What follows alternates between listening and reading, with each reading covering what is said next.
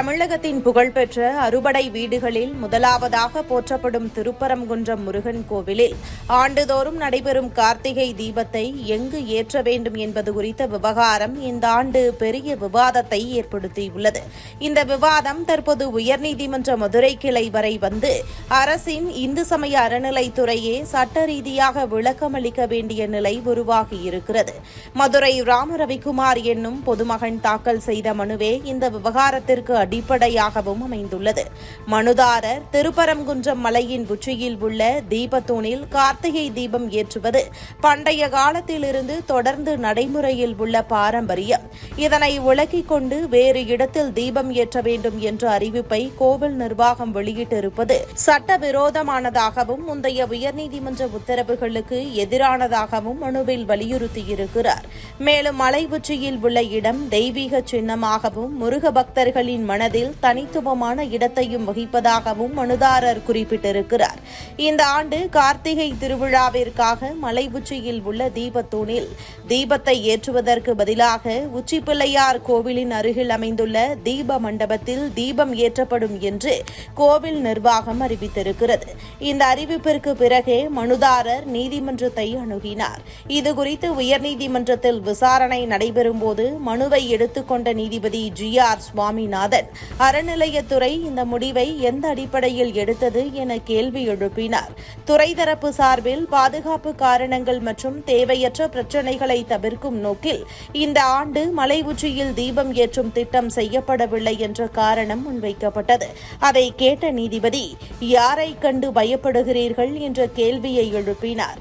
நீதிபதியின் இந்த கேள்வி நிறைய பொருளை குறிக்கிறது என்று நீதிமன்றத்தில் இருந்தவர்கள் கருத்து தெரிவித்துள்ளனர். பொதுமக்களின் பாரம்பரிய நம்பிக்கைகள், கோவிலின் வரலாற்று பின்னணி, பக்தர்களின் உணர்வு போன்றவை இவ்வாறு புறக்கணிக்கப்படக்கூடாது என்ற எண்ணத்தையும் நீதிபதி வெளிப்படையாக குறிப்பிட்டதாக நீதிமன்றம் வளாகத்தில் பேசப்பட்டது. மனுவில் குறிப்பிடப்பட்டுள்ள அனைத்து அம்சங்களையும் கருத்தில் கொண்டு இந்து சமய அறநிலைத்துறை இந்த முடிவை எதற்காக எடுத்தது என்பது குறித்து சட்ட ரீதியாகவும் நிர்வாக ரீதியாகவும் விரிவாக விளக்கம் தர வேண்டும் என்று நீதிமன்றம் உத்தரவிட்டிருக்கிறது.